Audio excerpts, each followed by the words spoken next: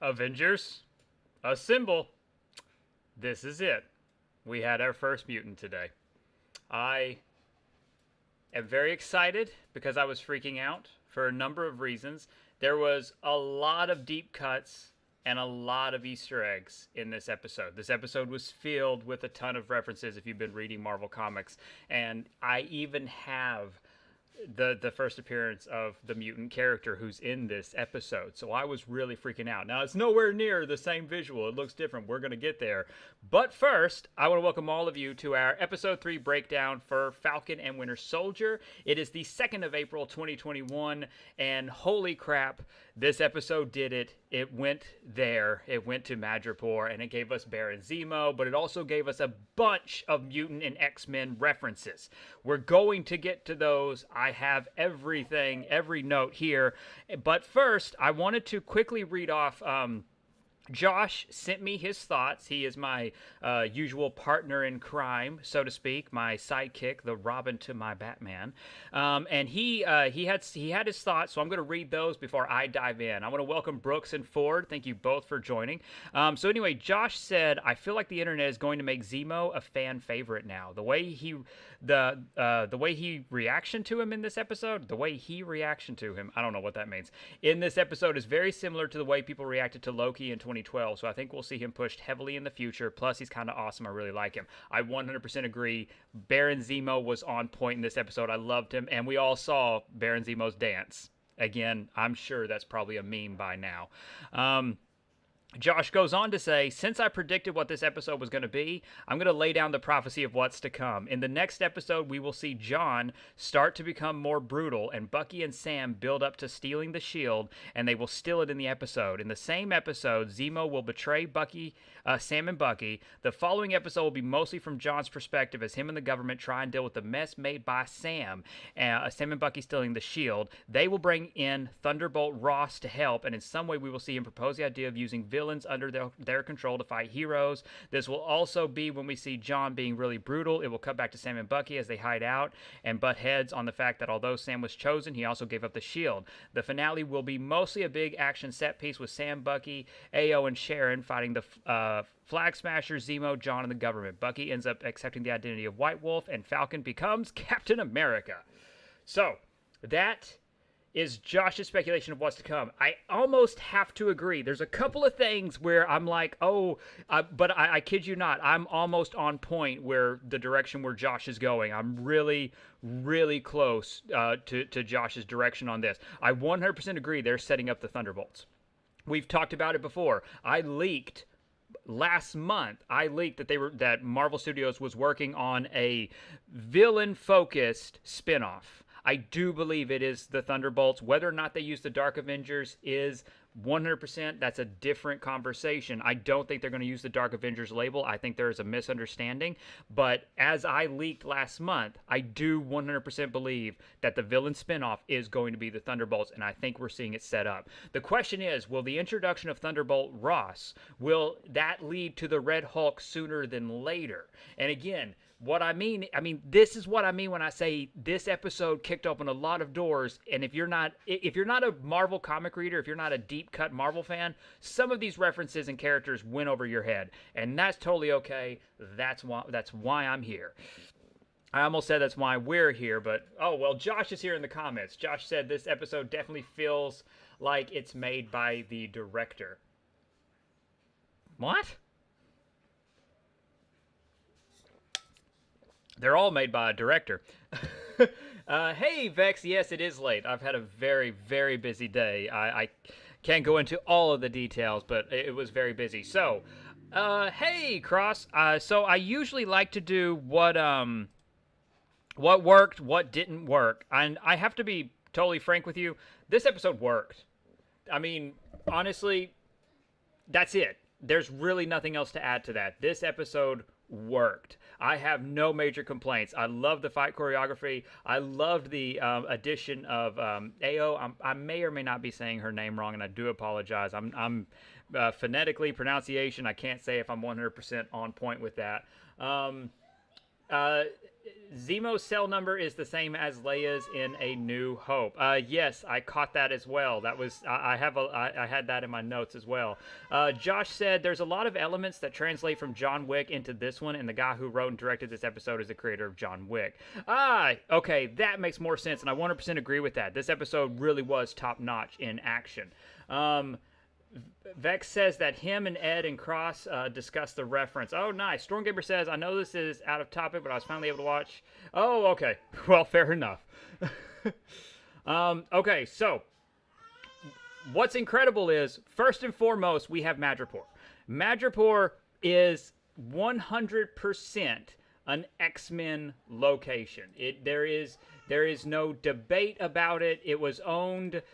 it was owned by Fox since the acquisition. This was not something that Marvel Studios could ever use until they got the rights to X-Men back. So Madripoor is pretty much deeply tied in to the X-Men license, to the point where its first appearance was in the X-Men comics in the 80s, created by Chris Claremont. I do believe it was a Chris Claremont issue where it first appeared. Correct me if I'm wrong, of course. Let's see. So that's the first one. The second one in terms of X-Men references is, of course, the Princess Bar. If you don't know this, Wolverine was a co-owner at one point, and he was also known as Patches, and he wears an eye patch, which, again, you saw all of that in the thumbnail. But it's the way that the camera lingered on the Princess Bar as the characters walked by and they lingered up. They did not have to do that. That was a direct wink to us. And yet again, that is another licensing deal that would not have happened before the acquisition. This is because we have X-Men inside Marvel now. These things would not be allowed to happen because this was all owned by Fox, and it is not something that would have been able to be carried over. So the Princess Bar, that's the absolute, probably if you're a big X-Men fan, then that's going to be the one that really stands out to you the most. The other one, and this was the cool one. This was the one that I was absolutely in love with. I was so excited, was Selby.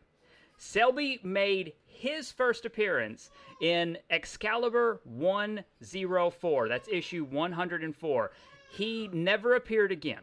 Okay, he absolutely never appeared again. He was in literally just one issue on Madripoor, and Selby was a mutant member of the Mutant Liberation Front, and he had the power to interact with computer machine language, and he was in charge of decrypting that information. And for one, this was really exciting for me because it was an incredibly...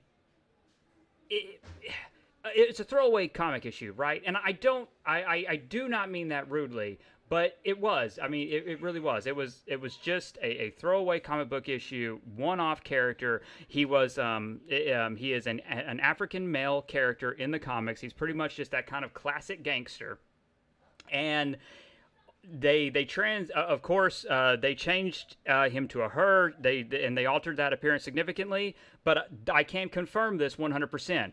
Selby was the same licensed character. That character was not allowed to appear until Marvel got the X-Men license back. That was Selby from that one-off issue of Excalibur.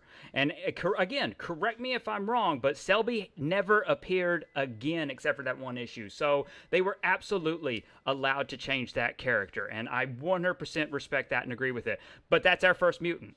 That's our first, that is a character that was locked with Fox that no one else could use until right now. So that's it. This is the opening of the floodgates. This is it. We have a really obscure Marvel mutant character from Excalibur 104 making an appearance in something completely unrelated to mutants, but this is it. From Madripoor, the same club that the character worked at in the comics, this is 100% on point, and I was over the moon. Okay, so, Cross just said, what did you think of Selby's inclusion? I loved it, of course. As an X-Men fan and as an obscure reference, I loved it so much. Josh says Carly was kind of just way more evil in this. I wonder if they thought they had made her too nice in the previous episodes. That's interesting. I disagree with that. One, you have to remember all of Marvel shows are planned out completely from one to the finale. So I don't really think when they were mapping out the series that they thought, hey, she's been too nice in just the last two episodes, because remember, this is only episode 3. What I really feel like the statement was is, just like the Flag Smasher in the comic, this is going to take a darker turn. Just like she said, this is the only language these people understand. She committed an absolutely an act of horrific terrorism, but in her mind, she's doing the right thing. In her mind, this is what has to be done. But we saw that trajectory. I mean, in my opinion, we saw that trajectory. We knew that she was going to cross the line eventually. At least that's the vibe that I got from her continuously. That is absolutely the vibe that I got from her, and this is that tipping point. This is where she finally crosses a line, and there's going to be severe ramifications to that. In addition to the power broker out there, there's still a number of ramifications to come. And this is even beyond the mutants, which again, I know this is Falcon and Winter Soldier, and I loved everything about this episode, but I'm not going to lie. Yeah, the mutant Easter eggs and a really obscure mutant character appearing, yeah, that got me over the moon, because none of this would have happened without the Fox acquisition, without them having X-Men. And I've been saying for months, based on leaks, that mutant characters would appear before the X-Men, and this was it today. This was the start of it. So this was a really, really, really big deal for me. Absolutely 100% a huge deal. And as a big X-Men fan, it was an even bigger deal. The other thing that I thought was interesting to bring up was, of course, something that Josh already alluded to, but that is the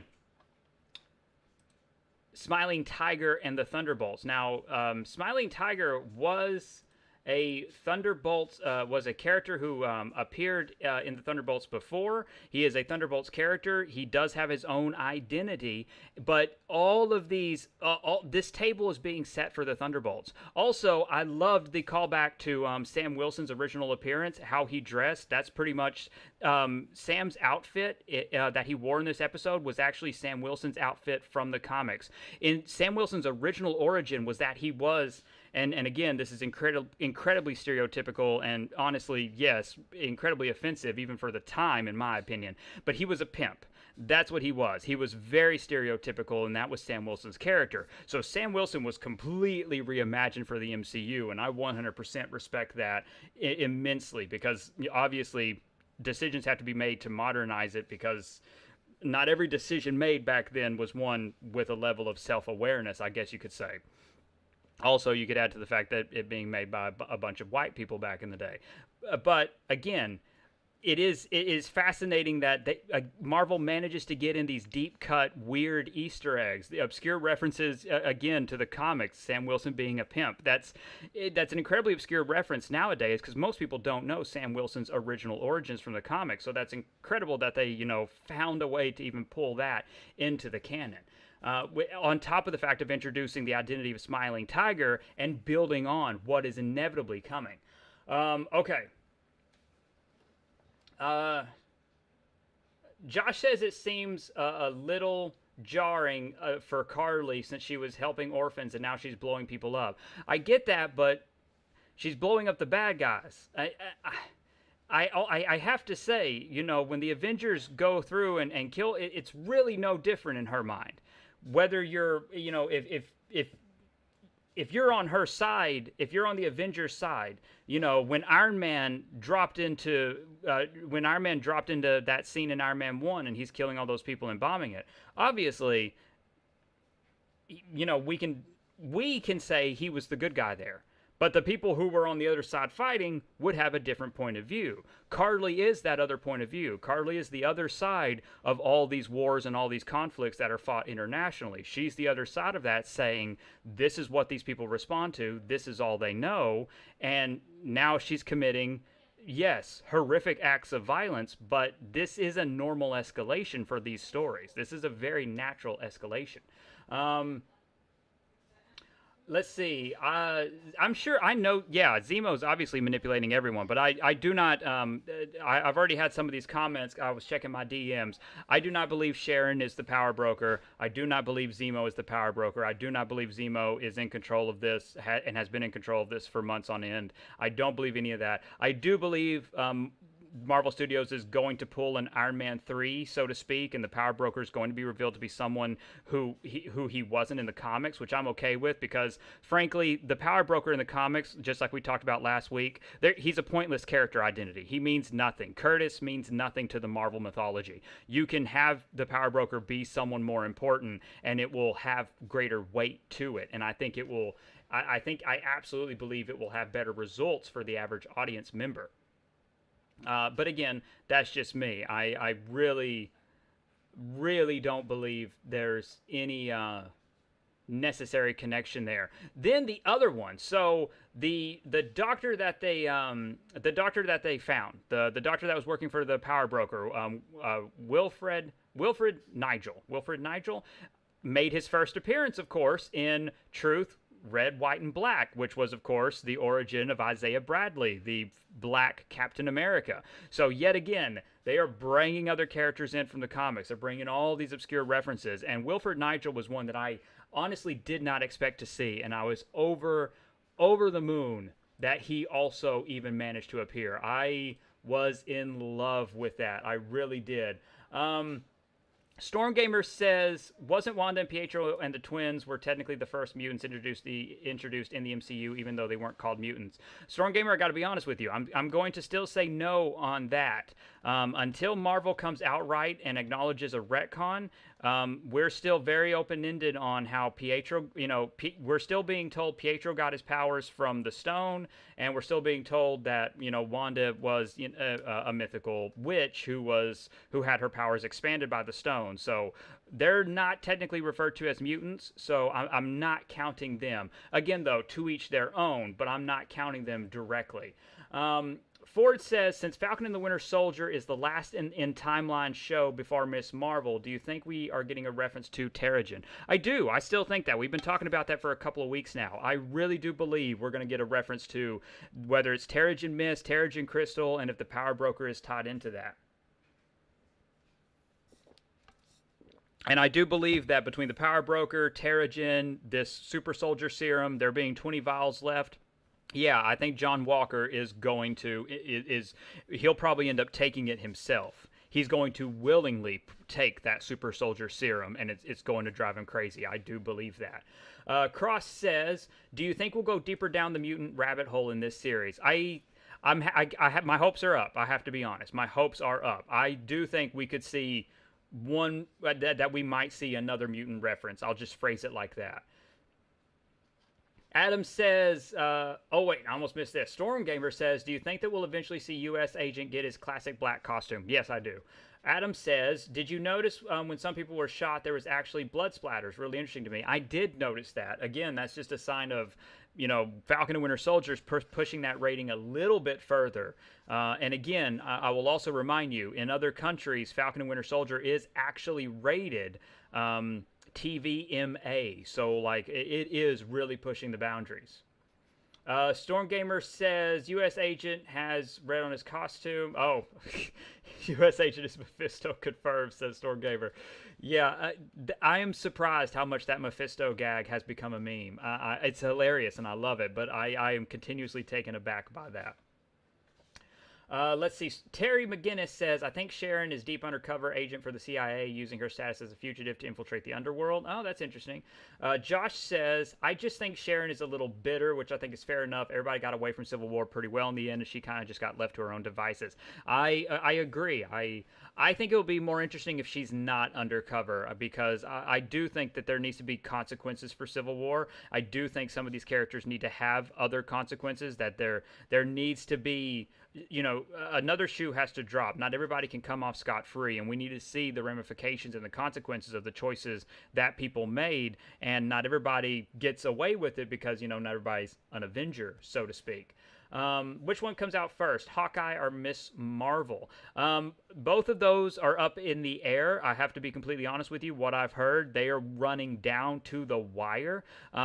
As far as I've been made aware verbally, I've been told that Miss Marvel has wrapped filming first, and that Hawkeye is soon to follow. So if they keep up that trajectory where Miss Marvel is currently finished, and so Miss Marvel is going to might wrap post-production first as well, then we could see Miss Marvel come first before Hawkeye. But both of those shows are still up in the air. It's going to be close, but I think they'll both make it out this year. I really do. I feel very confident that nothing else is getting delayed. Josh says, since John was physically stronger than Steve in the comics, I think he could take several doses. He could, honestly. I mean, if he went really mad, the new Captain America, John Walker, could end up taking several doses, and we could see a great effect on that. Adam says, U.S. agent is willing to do anything just to get the answer he wants to hear. That's interesting. That's an interesting observation, because it is that, Steve Rogers was a Captain America who did what was morally right. You looked at the choices he made, and he made choices that went against the government at the time. It's the same thing Steve Rogers did in the comics when Steve Rogers looked at Richard Nixon and said, I'm not working for you. You're corrupt. I'm not working for you. And he abandoned the shield. And I really do, that spirit is still there. Just like in the comics when John Walker got the job after Cap left because of Richard Nixon, this John Walker is sort of in the same boat. He's a yes man. He is going to be the ideal government operative, and he's going to do whatever they need him to do.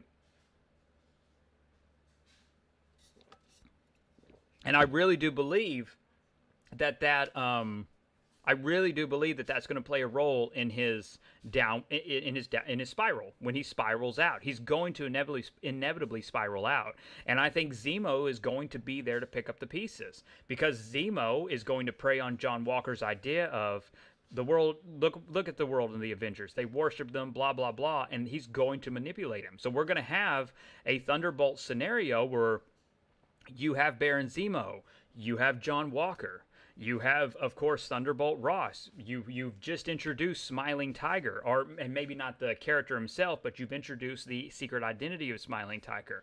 We are building up the pieces to the Thunderbolts. Hey, Nerdcast, how you doing? Vex, I'm not sure which one, so if you want to, you can just repost it. Josh says, excuse me. I just think John's struggle to live up to Steve will drive him to do some crazy stuff. And I absolutely agree. That is inevitably going to happen. On top of the fact that now things are complicated even further by the introduction of Wakanda, and Wakanda wanting to take out justice on Baron Zemo. So all of this is lining up into place. We have a conflict that is growing. It's an international conflict that is growing. The writers and the directors are all teasing big stuff is about to drop, and I 100% believe that episode 4 is going to have Sam and Bucky stealing the shield. I 100% agree with Josh on that. I really do believe in episode 4 they're going to steal the shield, obviously Captain America's shield, and I think shit is going to hit the fan. Shit is really going to hit the fan those last 2 episodes. And the question is, in episode 4, if that does happen, if in episode 4 shit hits the fan like that, who do they bring in to go after the Winter Soldier and Falcon? And that's going to be the interesting thing. That's going to be really interesting, because if episode 4 does end with them, taking out John Walker and stealing the shield, who then do they send to go after them in episode 5, which coincidentally is also the episode being touted as, a character, whatnot, whatever. But it is an interesting setup if they do go that route, because who do they bring in? Let's see. This episode was awesome. Adam says... okay, let's see. First we have Josh. Josh said that John could take like 10 doses of the super soldier serum and grow 50 feet tall. No. Zemo said, Stormgamer said Zemo could do anything since he was able to divide the Avengers. Adam Stewart says, I think this show has to bring up Terrigen, because in my opinion, you can't bring up Terrigen in the Miss Marvel TV series within a couple of episodes. I don't know. I mean, I disagree with that. I think I think you're selling that way too short. I really do think they can.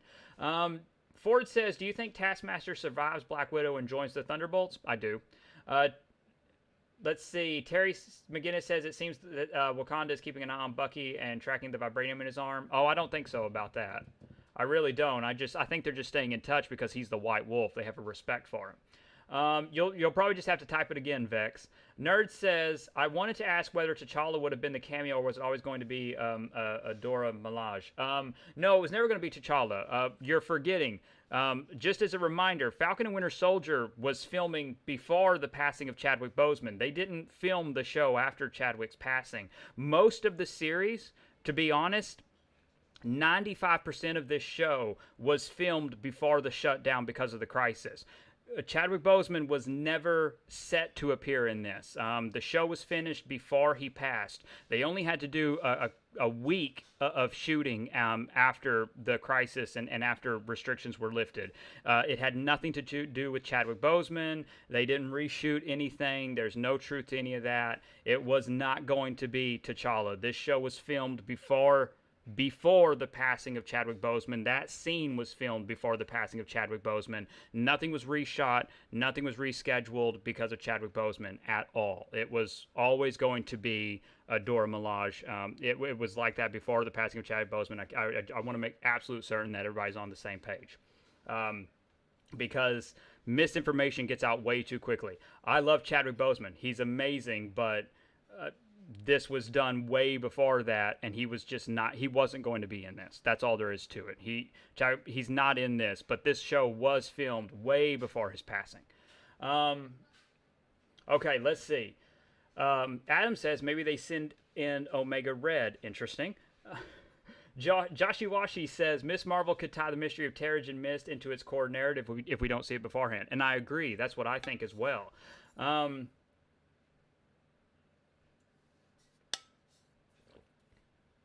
No, Brooks, I get what you're saying. The thing is that there's the average consumer and the average fan doesn't really understand what goes into development. And I'm not saying you can't be bummed that you're not getting characters at a more even pace, but at the same time, obviously they've been in development hell. I mean, let's just call it what it is. This is development hell. This is not, they weren't in a healthy trajectory in their first 6 months. They got to rebound and they got to correct course. They absolutely have to. We can't sugarcoat it. We can't. We can be optimistic and we can be excited about what's coming, but we can't sugarcoat the delays from when Hawkeye and Kate Bishop and Black Panther were supposed to originally launch to where we are now. We have to be realistic and we have to stay on top of it because, again, if we ignore it, we're not going to expand the player base, and we got to get that player base expanded. And to expand the player base, we got to get this corrected, and this ship has to get right. Nerdcast says maybe Zemo gets locked up in Wakanda. I don't think so. I think Zemo is going to escape at the end of this series, honestly. I think Zemo gets away. And that's where we start to set up the Thunderbolts. I really think that's what's going to happen. Stormgamer says it would have been nice to have a cameo from Chadwick, but I had a strong feeling that he wasn't going to appear. Yeah, I mean, he never traveled to the same locations, and because, again, just as a reminder for anybody just joining, and welcome Apollo Gate, Chadwick Boseman was alive when this show was filming. He was alive and well, and he was working on other stuff. He was just fine when this show was filming. Falcon and Winter Soldier did have to shut down because of the crisis, but they only had about 10 days of filming left. Okay. And that's give or take, but it was about 10 days, and when they were able to film again, they finished just fine. Everything was on schedule, but most of the show was done. Chadwick never traveled to the same locations. There's no inclination that he was on set for any portion of filming, and he was not rewritten with a Dora Milaje. None of that ever happened.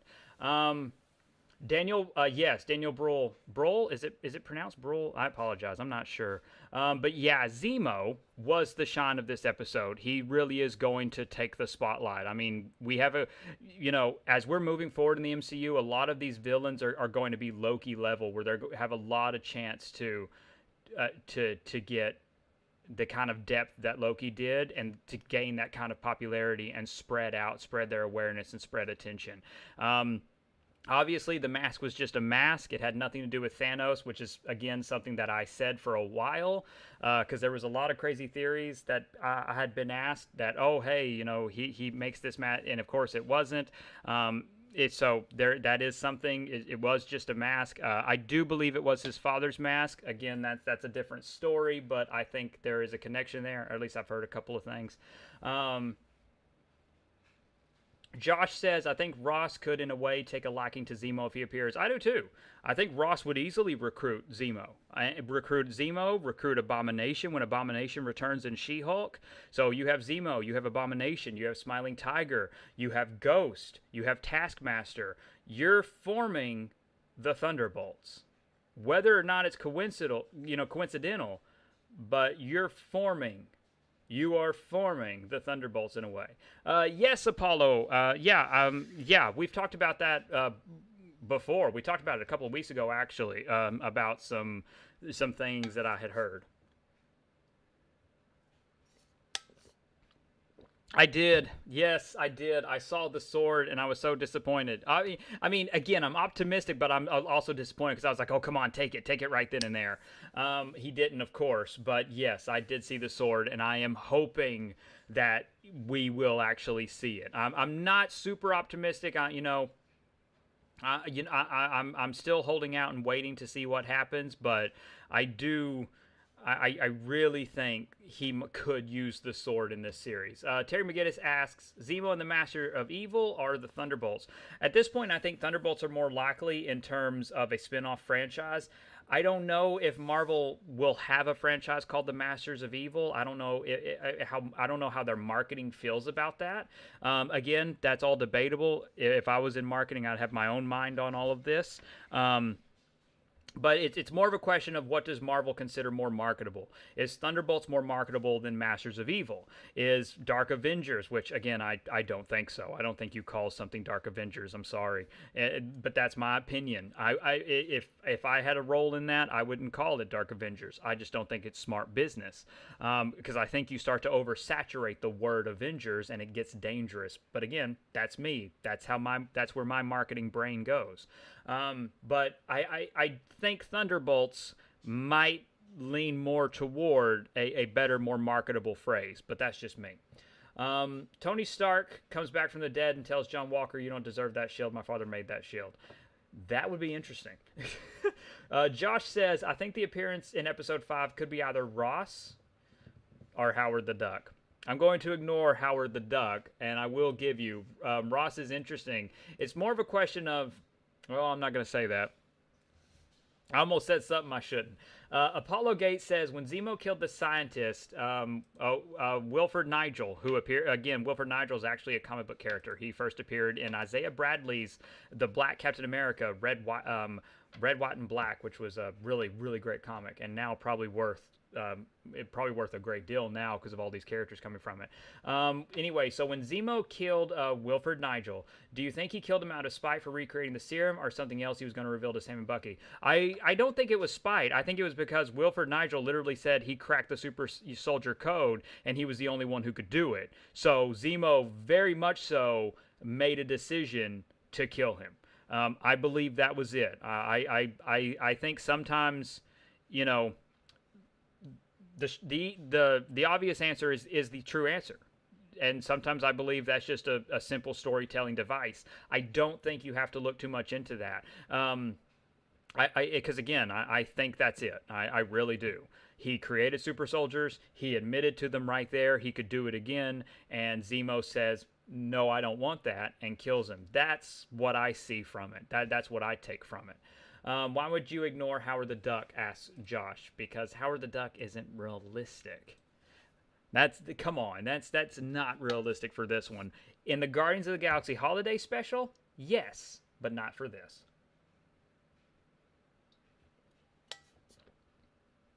Josh says that he thinks Zemo just got bored with the conversation with Wilford Nigel. I disagree with. I disagree with that. Obviously, I'm pretty sure you're kidding. Anyway, but no, I really do think it was simply that he admitted that he could do it again, and that was it. Obviously, I love the dialogue between Sam and James. James Buchanan Barnes. I love the dialogue between them. I think it's amazing. I I mean, there's so much weight behind not just the conversation about Marvin Gaye and Zemo talking about the African American experience, which I thought was incredible to touch on. And again, I love the album Trouble Man. It's one of my favorites. And that was one of the big things that connected me with Winter Soldier when they actually referenced that album. I love that. And then to see that James has the book that Steve Rogers wrote in, which again, I referenced last week. So there you go. But I adore the callbacks and the references, and I love how they brought Marvin Gaye back. And again, Sam going back to how the Wilford Nigel, he talks about him like he's nothing, just this test subject, and it's like, yeah, that really is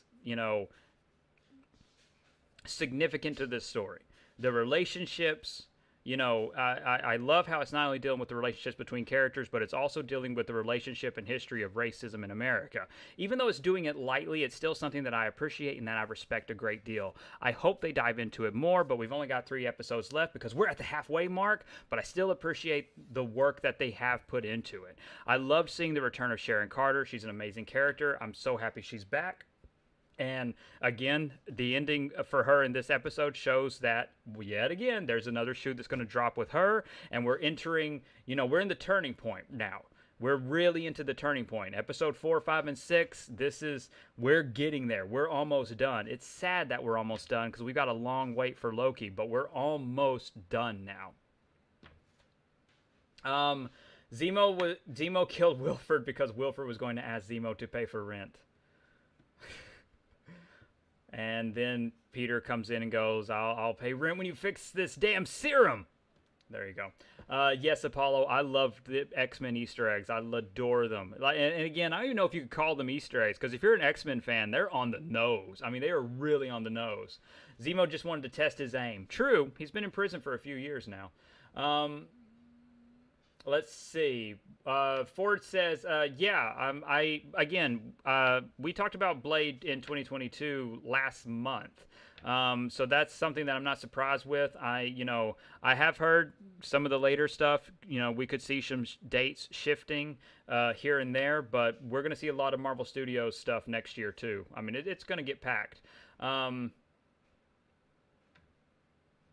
Will Zemo ever fight John Walker in the show? That is an excellent question. I honestly, I'm not sure. There is really blurry footage leaked footage of John Walker fighting someone. I can't tell who it is, but it doesn't look like Sam or Bucky. But again, I mean, it could be anything at this point. I won't say anything more than that because I don't want to get too far into leaks because there's no warning, of course. I don't have a warning on this video for that. But, I mean, and again, in terms of leaks versus speculation, I could speculate who he's fighting, but I don't know for certain because, frankly, the footage is just crap. But again, it's a matter of seeing what happens because there's I'm not going to say anything else. Will we see the House of Zemo? That's a good question. I do wonder how much we'll see. I hope we dive in more to Zemo and his family, and we get the origins of the mask and the sword and the gun, because obviously there's a legacy there, and he's Baron Zemo. There's a great deal of legacy there. Josh says, how do you think Zemo would react if he ended up being forced into taking the super steroid stuff? I think it would drive him mad. I really do. But not like crazy. I mean, like not like permanently crazy. But yes, I see John Walker taking the serum. Yes. 100% yes. Yes. I think Zemo would be incredibly angry, but then and then he has to come to terms with it. And again, it's interesting you bring that up, Josh, because that was actually something that I wanted to talk about. The idea of what if Zemo ends up having this serum forced on him? What if someone gives it to him without his knowledge, or something ends up happening where he gets injected and he has to live with that. I think it'd be fascinating. I would love to see it happen. I wouldn't be surprised if it does. I could 100% see Zemo ending up with the serum, and I 100% believe Walker will end up with the serum. I mean, that his route, his path, if you want to call it a path, his path is going there.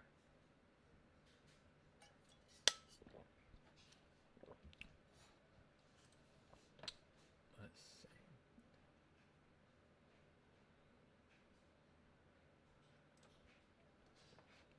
But overall, checking. All right.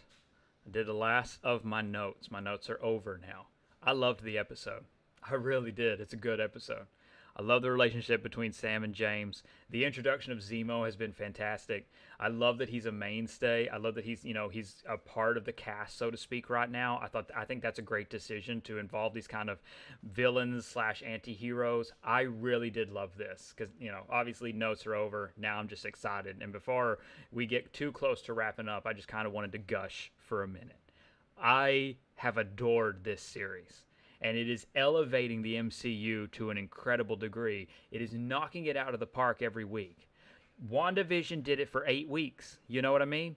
WandaVision was incredible. Now, WandaVision was trippy, and WandaVision was telling a very specific story and very isolated story, but it was still incredible because it was her personal journey, right? But now we have Falcon and the Winter Soldier, and in just 3 episodes, they've kicked the doors wide open on the MCU. And again, I also have to remind you, but because I feel obligated to remind everybody, this was going to be the show that kicked off the MCU Phase 4. This was going to be the show that kicked off Disney Plus, Marvel on Disney Plus. You know what I mean? And just think about everything they've done in these 3 episodes. Eli Bradley, who's going to become the Patriot. Isaiah Bradley, the Black Captain America. We get the Power Broker. We get Carly and the Flag Smashers. We get Joaquin Torres, who in the comics becomes the Falcon. We get Madripoor. We get Selby, a really obscure mutant. I mean, we got a mutant this week. Like, holy crap, we got an X-Men licensed character that was previously owned by Fox and was never allowed to appear until now, and we got it.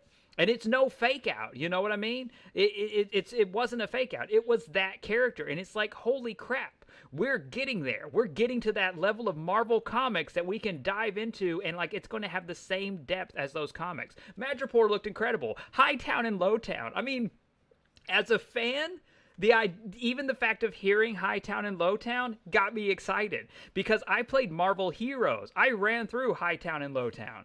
It's incredible to think about that. It's incredible to think that we're here and we have Sam and Bucky from the MCU walking through an X-Men location that they couldn't use before the Fox acquisition. This is exciting to me. So yeah, I have to gush just for a minute because I loved WandaVision, and it's still one of my favorite MCU projects. But Falcon and Winter Soldier, because of its setup, because of its genre, it's opened the world up so much, and I'm just so giddy. I am so giddy by all the winks and Easter eggs and all the, you can call them Easter eggs, and again, I do call them Easter eggs, but also, these are seeds being planted. The Princess Bar is going to come back. You know what I mean? That's going to come back. Madripoor is going to come back. And it's just it's fucking awesome. I mean, it's legitimately awesome. Because we're here.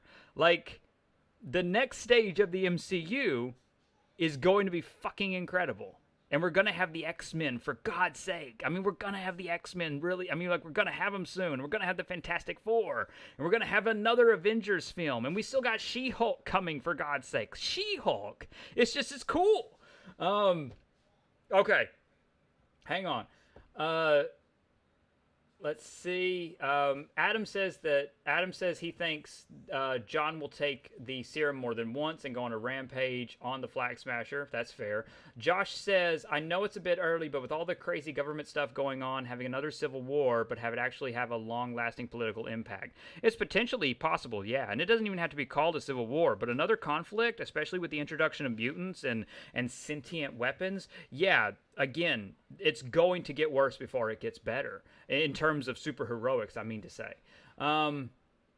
Apollo asked, do you have an idea the next time Madripoor would appear again in the MCU? Not definitively. I've heard a couple of rumors, but that's all they are. They're just rumors. Okay, let's see. Stormgamer says, quick question. How come they originally said that Spider-Man Far From Home was going to kickstart Phase 4, but then they eventually retracted that statement? Very simple. Far From Home ended up feeling, it was more of an epilogue. I apologize. Spider-Man Far From Home was more of an epilogue. It wasn't starting a new story. It was continuing to build off of Endgame. So they didn't think it was appropriate that that was what they used to move forward. So when they looked at Phase 4, it was really Falcon and Winter Soldier that kicked it forward. And looking at where we are now, looking at what we've seen from just 3 episodes, yes, I 100% understand why it was going to be Falcon and Winter Soldier, because Phase 4 is Marvel in control of everything. Phase 4 is Marvel with all of their licenses back. Phase 4 is a Marvel that owns the Fantastic Four. Phase 4 is a Marvel that owns all the X-Men licenses and can name drop them. It started in WandaVision with John Wraith. If you go back to my episodes, you'll understand the John Wraith reference. We have weekly episodes of our WandaVision post-episode discussions and breakdowns. And again, John Wraith was right there. They couldn't do that before. And now look at where we are with Falcon and Winter Soldier. Look at everything that's been done here. I understand 100% why Falcon and Winter Soldier was supposed to be what started Phase 4. And it's absolutely incredible. Let's see. Who do you think will be on the MCU's Thunderbolts? Well, I mean, Zemo, I think U.S. Agent's a possibility. They've already introduced Smiling Tiger. He's a very strong possibility. You have Abomination. Ghost is another one. Taskmaster's another one. I think you could take your pick with any of those or literally put all of them on it. Apollo Gates says, I'm glad WandaVision started first. I feel we needed something fresh and new. I agree with that. And I love what it did. Do not take what I'm saying as me disregarding WandaVision. That was a personal journey. That got us the Scarlet Witch, and that gave us a strong character journey, and I understand that and respect it immensely. But it's also interesting to think about, because originally WandaVision was supposed to wrap up, and 2 weeks later, Doctor Strange in the Multiverse of Madness was supposed to come out. So we're in a totally different circumstance for WandaVision. Whereas Falcon and Winter Soldier pretty much still gets to exist seamlessly because it wasn't supposed to directly lead into anything. So I'm very thrilled by how this is going to end up finishing, especially in terms of the leaks and the rumors. Let's see. Terry McGinnis, he noted earlier it was a great episode. And then Terry McGinnis says, there's definitely a setup for a Weapon X program with the Super Soldier Serum getting redeveloped. Joshi Washi says, I think Far From Home did kind of kickstart Phase 4 by cleaning up the mess of Phase 3 a bit, allowing them to move forward. I get what you're saying, but it is the end of Phase 3. It is an epilogue. You know what I mean? Like, Spider-Man is not the beginning of Phase 4, not in any way, and it doesn't feel like a beginning. It feels like an epilogue. It feels like an afterwards. Josh says they could do Thunderbolts, but change it so Thaddeus Ross decides to weaponize the Avenger. Oh, good God. Vex says, how do you think they will introduce Songbird for Thunderbolts? No comment. I can't comment right now on that. I can't comment on that. Adam says, do you think the finale will be Bucky and Sam versus Walker or Bucky and Sam versus Flag Smashers? I can't comment on that. So, yeah, I can't comment on either of those. Josh says, see, this is where I would turn to Josh and ask him. I reasonably can't comment. Josh says, I think the finale could be a free-for-all, just everyone fighting everyone.